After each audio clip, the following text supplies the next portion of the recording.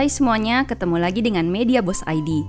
Seperti janji saya di video sebelumnya, kali ini kita akan bahas gimana sih pasar saham di Indonesia bekerja. Sebelum kita mulai, buat kalian yang baru join di channel ini, jangan lupa klik tombol subscribe dan dukung terus konten-konten keuangan dari Media Boss ID dengan cara like dan tonton video sampai habis.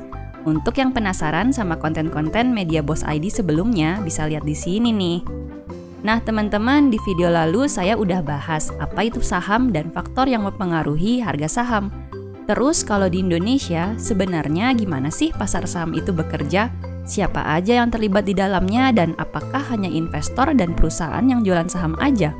Langsung aja yuk kita bahas. Teman-teman, untuk kalangan publik alias investor retail kayak kita-kita gini, saham dari berbagai perusahaan itu nggak dibeli langsung dari perusahaannya.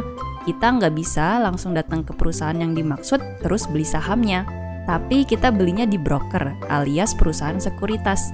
Selain broker, ada banyak institusi lain yang berperan dalam pasar modal. Berikut ini gambarannya bagaimana pasar saham di Indonesia itu bekerja. Sebagai investor, kita bisa belanja saham di shopping centernya saham. Karena kita pingin beli saham-saham perusahaan yang ada di Indonesia, maka kita akan belanja saham di Bursa Efek Indonesia atau BEI. Disinilah shopping centernya saham-saham Indonesia. Layaknya di shopping center atau di mall atau di pasar, tentu banyak kios-kios pedagang saham nih alias broker. Broker ini menjual saham dari berbagai macam perusahaan. Dan sebetulnya selain saham, broker juga jualan produk keuangan lain seperti reksadana dan obligasi. Walaupun saham yang dijual itu sama-sama aja, setiap broker pasti punya keunggulan masing-masing. Misalkan broker A nih, biaya adminnya paling murah. Terus broker B, sedikit lebih mahal biaya adminnya, tapi punya layanan customer service 24 jam. Dan sebagainya. Balik lagi ke tiap investor, preferensinya mau melakukan jual beli saham pakai broker yang mana? Yang jelas investor wajib pilih broker yang sudah mendapatkan lisensi dari Otoritas Jasa Keuangan atau OJK. Nah, di balik transaksi, ada dua lembaga yang berperan dalam hal clearing dan settlement transaksi. Untuk clearing itu ada yang namanya KPEI dan settlement transaksi itu oleh KSEI. KPEI bertugas menjalankan kegiatan clearing dan fungsi penjaminan penyelesaian transaksi bursa. Clearing itu apa sih teman-teman? Gampangnya clearing itu seperti transfer dana. Tapi kalau transfer dana kan bisa langsung. Nah, kalau clearing tidak bisa terjadi langsung saat itu juga. Butuh waktu tertentu sampai proses pemindahan dananya selesai.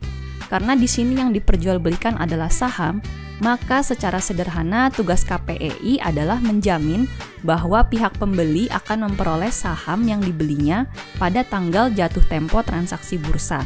Dan menjamin juga bahwa pihak penjual akan menerima uang hasil penjualan sahamnya pada waktu jatuh tempo transaksi bursa.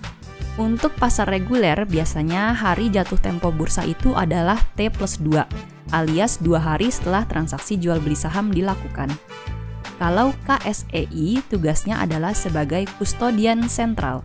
Sebagai kustodian, maka tugas utama KSEI adalah melaksanakan kegiatan administrasi transaksi saham seperti pencatatan transaksi dan juga sebagai depositori alias penitipan saham.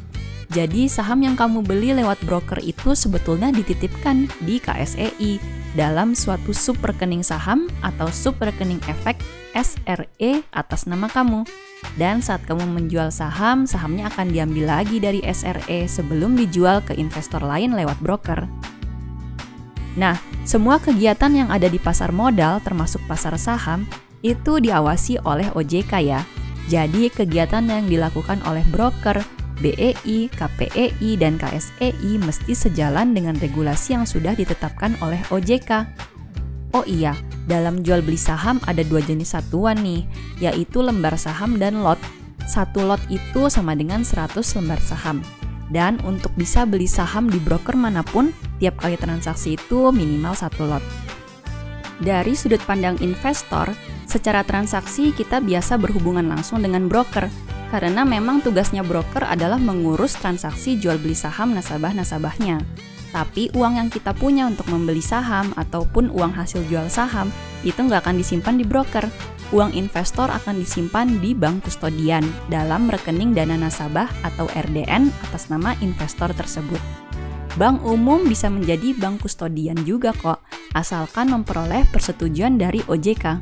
Bank-bank umum yang mendapatkan izin sebagai bank kustodian nantinya juga akan berada di bawah naungan KSEI, yang notabene tadi adalah lembaga kustodian sentral di Indonesia.